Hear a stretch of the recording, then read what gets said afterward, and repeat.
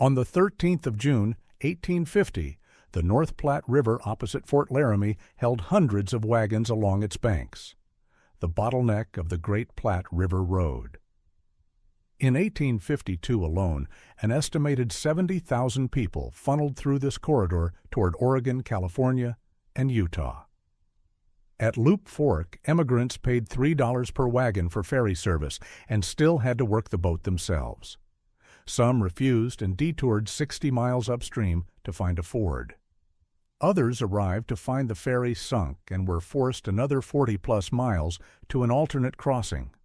Diaries called the Loup a hard stream, about 50 rods wide, sandy-bottomed, full of bars, and muddy as a hog wallow. Every stalled hour cost forage, strength, and stock. When small groups began treating rope not as rescue gear, but as a planned guide system with quick-detach points, a full wagon crossing dropped from half a day of trial and error to a matter of minutes. This episode traces how simple stakes, rope, and planned breakpoints turned dangerous fords into controlled operations on some of the hardest rivers of the overland trails. On the 26th of May, 1852, wagons stretched along the sandy bank at Loup Fork of the Platte River near Looking-Glass Creek, Nebraska Territory. Oxen stood belly-deep in mud at the water's edge. A rough board nailed to a cottonwood announced the terms, $3 per wagon, and the emigrants must operate the ferry themselves. Guidebooks had sold the Platte Corridor as the easy part, gentle grades, grass, water, smooth road. The reality at the first big tributary was delay, cost, and the risk of disease at congested camps.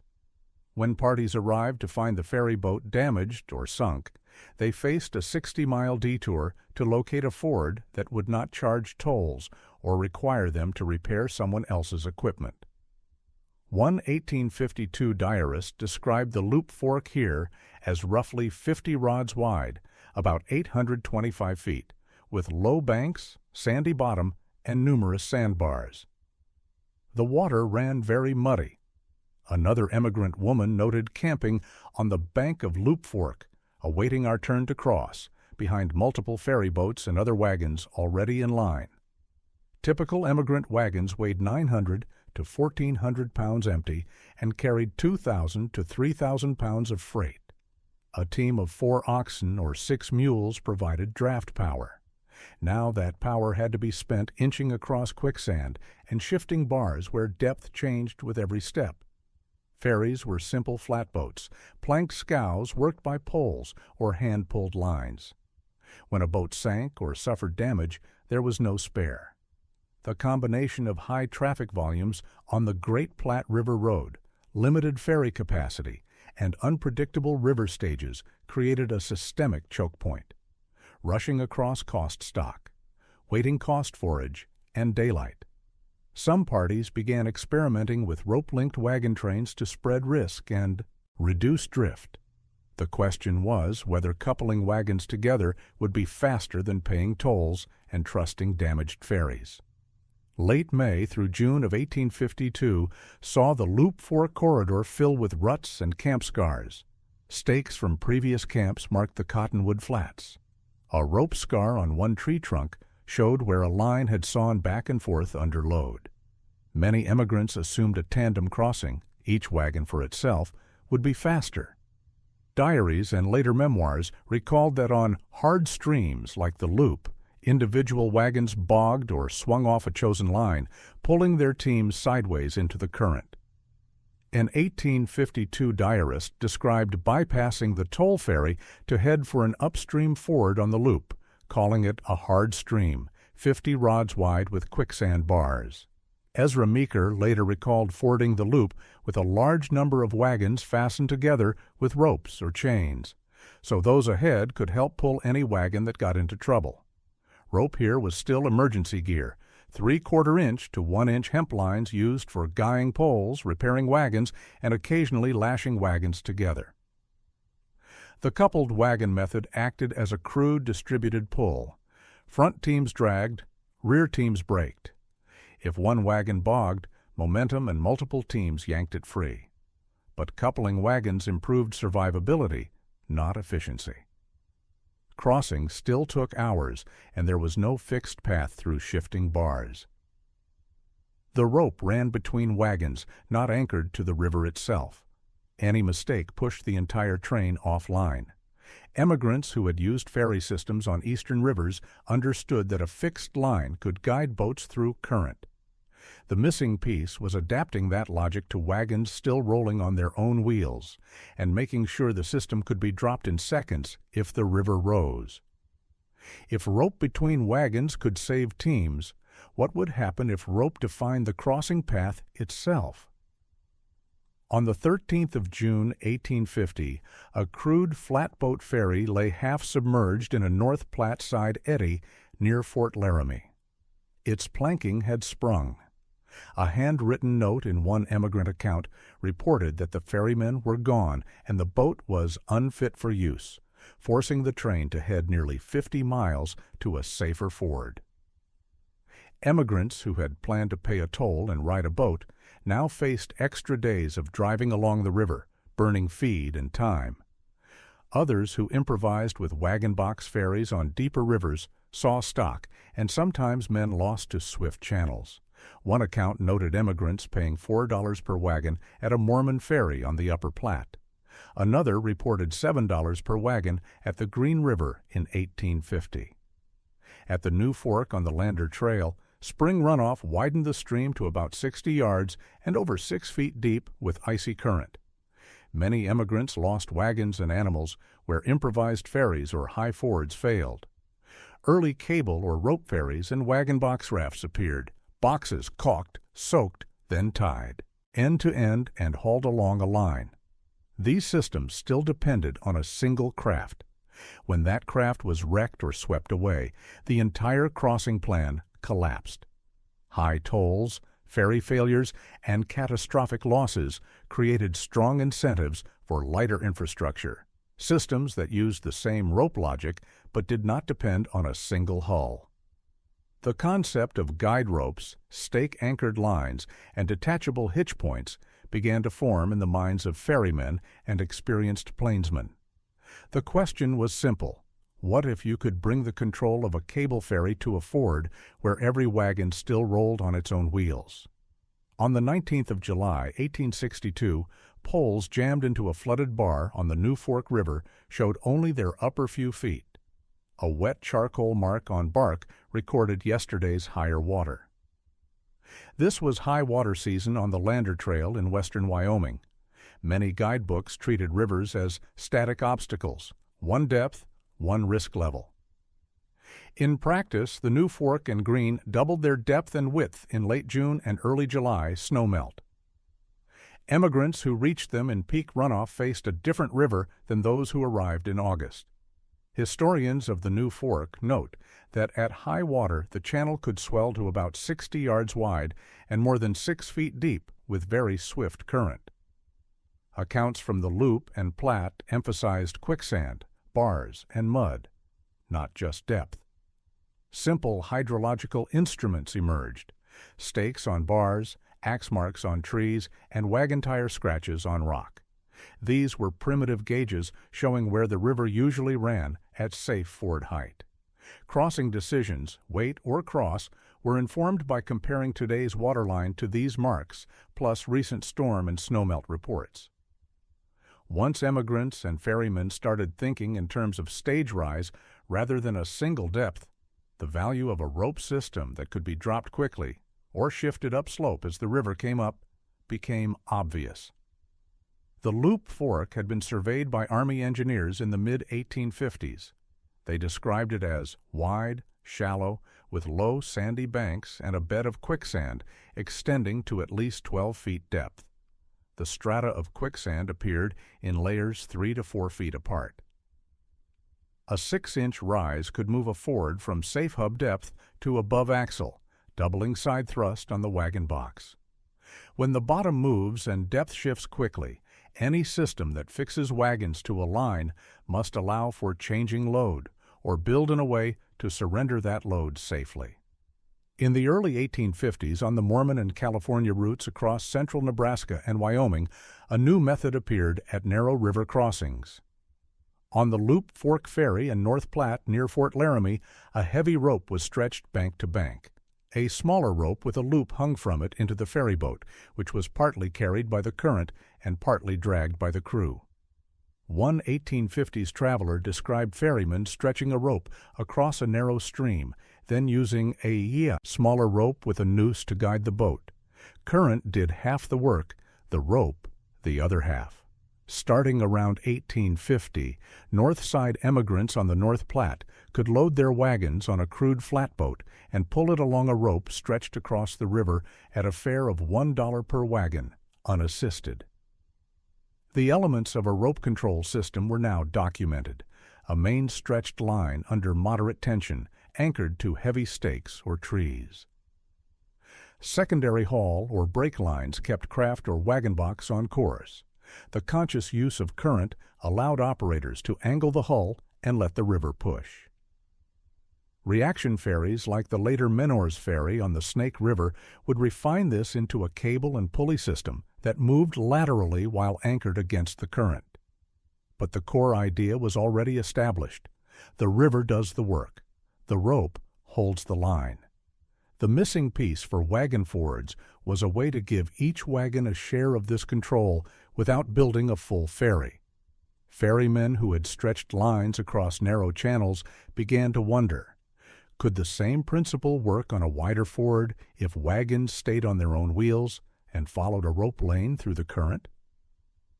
The next chapter would apply these same parts, mainline, guidelines, current, to wagons still rolling through the water on their own axles. This chapter reconstructs a plausible field system, stake and line with quick-detach, as a synthesis of actual period practices, wagon trains coupled with ropes, rope-guided ferries, and documented rope anchoring. The individual pieces are historical. The combined method is a period-correct reconstruction, not a single named invention in the sources. Model year 1859 through 1862. High traffic season at a mid-depth ford on a Platte tributary or Lander Trail River, such as the lower stage Loup Fork.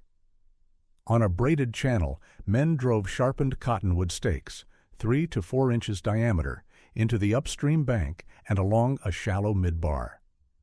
A 1 to 1 1/4 inch hemp rope was snaked through, forming a single, slightly upstream angled path across the current. The main line was approximately 1 to 1 1/4 inches in diameter hemp, with a safe working load on the order of several tons. Anchors consisted of deadman stakes buried or logs set in cross trenches back from the bank. The layout followed a gentle diagonal that let current press wagons toward, not away from, the line. Each wagon had a short breast line, 10 to 15 feet, from the tongue or front axle to a sliding loop or snap on the main rope. The hitch was tied in a quick-release pattern, something as simple as a slipped timber hitch, so any crewman could yank free if the main line snagged or overloaded. Stake spacing ran 10 to 15 yards apart in shallower water, closer where current concentrated, balancing material cost and line stability. Instead of aiming visually between islands and hoping, a wagon master now had a physical track in the water. Animals were trained to keep light tension on the breastline. The current pressed them gently toward the rope, not sideways into deeper channels. Crossing time per wagon fell. Once the line was set, a succession of wagons could move nose to tail with minimal scouting. When water rose fast, crews cut free at pre-marked sacrifice points in the main line and led wagons back along the bank on their short lines. Only rope and a few stakes were lost. The system worked on paper, but only a sudden rise would prove whether the quick-detach approach actually saved stock and freight. A comparative frame across 1850 through 1862 on Loup Fork, North Platte, Loup Fork, and Snake River ferries shows the difference in time on task. Diaries showed emigrant companies waiting days at congested ferries and fords on the Loup and Platte. The New Fork route estimates 13,000 emigrants in 1859 alone, with several hundred people and 1,000 head of stock stacking up at the crossing on a busy day. Toll ferries could move limited wagons per hour and were constrained by crew stamina. For a conventional unqueued ford, each wagon demanded separate scouting and could easily consume 20 to 30 minutes, including adjustments and recoveries. A stake and line system, once set, could theoretically pass a wagon every 3 to 5 minutes if teams were staged and trained, essentially a one-way Ford lane. Rope-guided ferries showed that a small crew could keep up a 3 to 5 minute cycle when the current did most of the work. Modern reaction ferry reconstructions clock similar times per crossing. For an overland company with 40 wagons, cutting per wagon crossing time from 30 minutes to 5 minutes could turn a full day's hazard into a 3 to 4 hour operation, with less time standing in cold water and less milling on soft banks. The numbers were stark. A blind ford, scout, argue, re-rig, rescue, 20 to 30 minutes per wagon under mixed conditions. 10 to 15 plus hours for 30 wagons. Rope fords. Once the stake and line was set, each wagon could move in 2 to 3 minutes of water time plus brief staging. Roughly 90 minutes for 30 wagons. Heavy ferries offered higher safety, but limited throughput, long queues, and tolls of $1.50 to $7 per wagon at various crossings. To emigrants racing the season, the difference between 6 hours and 90 minutes at a river was not just convenience. It was miles of grass and days of food. It was the difference between arriving in Oregon with teams still strong enough to plow or arriving with exhausted stock that would barely survive winter. The next chapter would show how disciplined operators added one more piece, a set of shutdown rules tied to watermarks, before trusting such a system to rising rivers. Between 1850 and 1862, repeatedly at Loup Fork, Platte, and on the Mormon and Oregon routes, a simple discipline emerged. A cottonwood trunk near a ford bore 3 hatchet marks showing rough thresholds, bottom mark for standard ford, team mark for rope-assisted crossing, and boat mark for ferry only. Many emigrants treated rivers ad hoc. If other wagons were crossing, they joined in. Experienced ferrymen treated them like systems with operating limits. Accounts from Loup Fork and Wood River mentioned suffering from lack of water between rivers and then waiting at rivers for safe crossing. The New Fork account notes that most emigrants camped at the river a night after the long, waterless let-in, turning the crossing into a staged operation rather than a rushed one. Menor's later reaction ferry on the Snake River was operated seasonally, shutting when ice, low water, or extremes made the current unsuitable, a formal written version of earlier unwritten practice. Gauge rules were simple. If water covered a certain rock or reached a carved notch, stake and line was suspended. If it continued rising, even ferries shut down. Animal training involved walking teams through shallower braids on rope to learn to lean into, but not fight the breastline. Quick-detach drills meant men rehearsed cutting or untying at designated weak points, sacrificing rope rather than animals. Where thresholds were respected, disasters became rare. Where they were ignored, rope and boat technology could not compensate for bad decisions. Quick-detach hardware was only as effective as the rules that governed when it was used. One diary entry captured the discipline. Lay-by for the 3rd day at the Platte. Water too high for crossing, several parties attempting and losing stock. The parties that treated small rises as negotiable risk kept trying. Others treated specific marks, a submerged rock, hub-deep water, as non-negotiable limits. Only the latter consistently avoided disaster. The rope system ceased to be an improvisation and became a procedure with start and stop criteria, reducing the chance that a sudden rise caught a line full of wagons midstream. This model event is anchored to known high water behavior. Late June in a peak runoff year at the New Fork and Green system, paralleled with mid-season Platte floods that destroyed early bridges and ferries. In the morning, stake tops stood a foot above the waterline. By afternoon, the same stakes were barely visible, and floating debris appeared where the ford had been clear. The Loup Fork could quickly deepen channels to over 6 feet with strong, cold current during snowmelt. Accounts from the Platte mentioned early toll bridges and ferries being damaged or washed out by floods within seasons of construction. Morning, stake and line in operation, wagons crossing in an efficient train.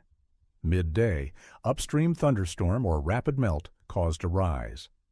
Water reached the first gauge mark. Decision: operators halted new entries, cleared the line, and either raised the main rope to a higher set of stakes or cut at sacrificial joints and salvaged hardware. The expectation of many emigrants was that once you're in, you must keep going. The rope system logic was the opposite. Keep the line clear so you can always detach safely. Even a modest 12 to 18-inch rise could turn a manageable ford into a lethal trap if wagons were trapped midstream, especially where quicksand and bars shifted. The test here was not heroic rescue, but adherence to preset rules. A diary fragment from an 1850 crossing at Deer Creek told the story from the opposite direction. A new timber bridge built with hand-hewn spans and cribbed piers stood proud over moderate flow. Within weeks, high water undercut the footings and tore the structure out.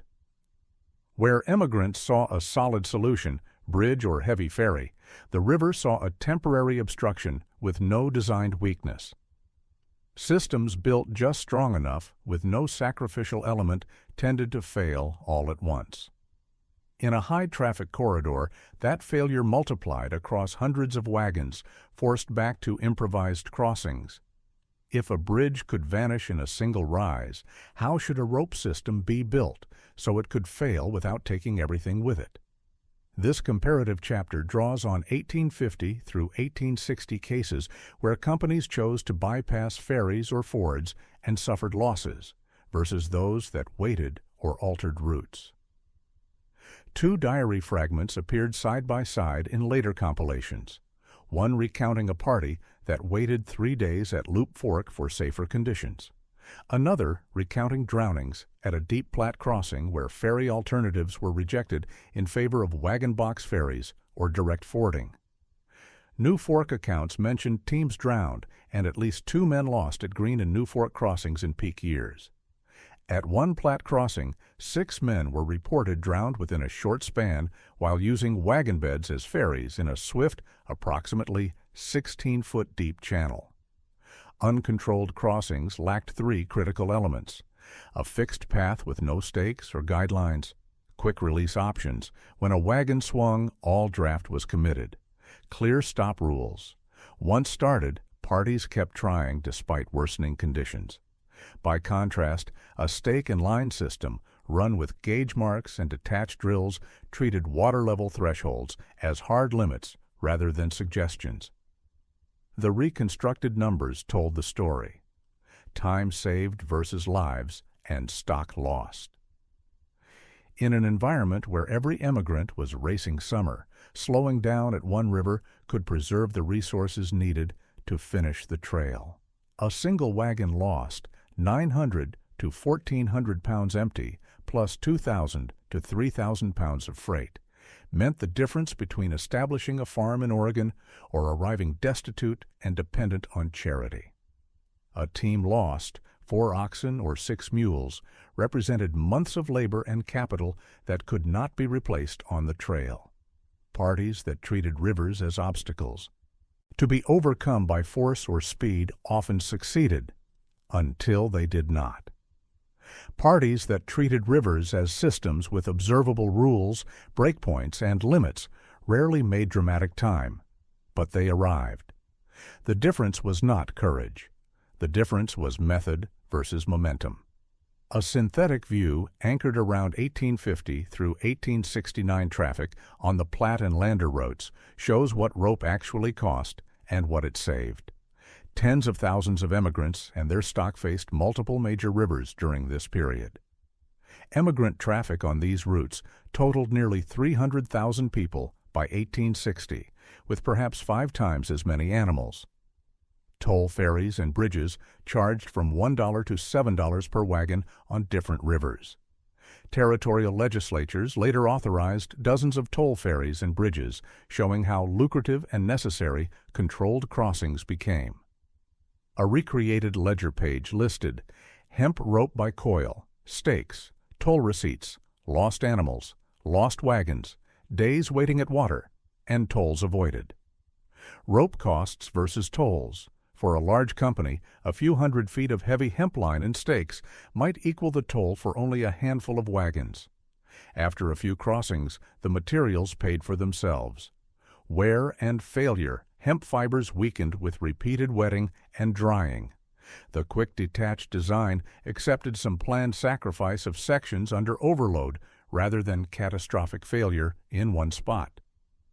From a systems standpoint, river operators who invested in line, stakes, and method risked rope and labor instead of animals and wagons. Over a season, even a modest reduction in loss rate, say a few teams and wagons saved per 100 crossings, could decide whether an operation remained viable. The improbable statistic was this: for every dollar spent on rope and stakes, a well-run forward could save $10 to $20 in avoided tolls and preserved stock over a single high-traffic season. The math was invisible to individual emigrants, but obvious to ferry operators who saw hundreds of crossings. The rope itself was expendable. The method was not. By the time steel bridges replaced rope and stakes along the Platte, the most successful crossings were not the ones that beat the river, but the ones whose lines were rigged to let go at the right moment. Between 1869 and 1920, heavy wagon traffic declined, and fixed ferries and bridges rose. Menner's Ferry on the Snake River and cable ferries across the interior West marked the transition. A later photograph showed a pontoon reaction ferry at a site like Menor's: 2 floats, a deck for a wagon and 4-horse team, and a heavy cable overhead. Menor's Ferry, operating from the 1890s through 1927, used a reaction ferry system with the Snake River current, pushing a cable-anchored pontoon sideways along a fixed line, formalizing the same idea as rope-guided emigrant ferries, but in heavier materials. Territorial legislatures in places like Idaho authorized dozens of toll ferries and bridges between the 1860s and 1890s, demonstrating the transition from seasonal improvised crossings to engineered year-round structures. Rope became wire cable, stakes became masonry or heavy crib piers. Gauge marks evolved into formal operating rules and eventually government inspection. The stake and line mindset, using tensioned lines to define safe paths and using the river's own flow as motive force, survived even as materials changed. Once railroads and fixed bridges took mainline freight, most stake and line wagon fords disappeared. But the underlying rivercraft reappeared in ferries, suspension footbridges, and even logging drives. The principles endured. Treat the river as a moving system, not a static obstacle. Build in deliberate failure points. Use tension and current together. Respect thresholds. Ferry operators who had learned rope work on emigrant crossings carried that knowledge into permanent installations. Bridge builders who understood how rivers could destroy rigid structures designed flexure and relief into their piers and spans. The transition was not immediate. Remote crossings continued to use rope systems well into the late 19th century. But by the turn of the 20th century, most major western rivers were crossed by steel or heavy timber. The final chapter returns to the emigrant diaries and ledgers to ask, what did those few lengths of hemp rope really buy along the Platte and its hard streams? A retrospective focused on 1847 through 1869, anchored in diaries from Loup Fork, Platte, Loup Fork, and Green River crossings. A closing montage of artifacts, a worn hemp rope fragment, a toll bridge charter listing per wagon charges, a diary page describing waiting our turn to cross, and a map of the Great Platte River Road annotated with ferry, ford, and rope ferry sites. Diaries showed emigrants paying, and sometimes refusing, ferry tolls, waiting days at dangerous rivers, and occasionally losing entire outfits when water and current were misjudged. Historians of the Great Platte River Road note that perhaps 1 in 200 emigrants left diaries, yet even that small sample repeatedly highlighted river crossings as the most dreaded parts of the plains, more than many overland miles of prairie. The episode closed by revisiting 3 concrete gains from stake and line and rope-guided thinking. Time, turning half-day experiments into scheduled, high-throughput crossings when conditions allowed. Where a blind ford consumed 10 to 15 hours for 30 wagons, a rope-guided crossing consumed 90 minutes. Control, anchoring crossings to fixed lines instead of shifting visual landmarks. Wagons followed a track through the water, not guesswork through bars and holes. Safety margins, building in quick-detach points and shutdown rules tied to observable watermarks. When the river rose, the system shed load to rope and stakes, not to people and animals. For an individual party, a few coils of rope and a disciplined crossing plan might prevent the loss of a wagon or a team. Across the hundreds of thousands who traveled west, the aggregate effect was thousands of saved animals, preserved freight loads, and journeys completed instead of abandoned on a riverbank. In the ledgers of the overland trails, rope was never the largest expense, but along the Platte and its hard streams, it was often the cheapest way to turn a dangerous hour of guesswork into a controlled crossing measured in minutes.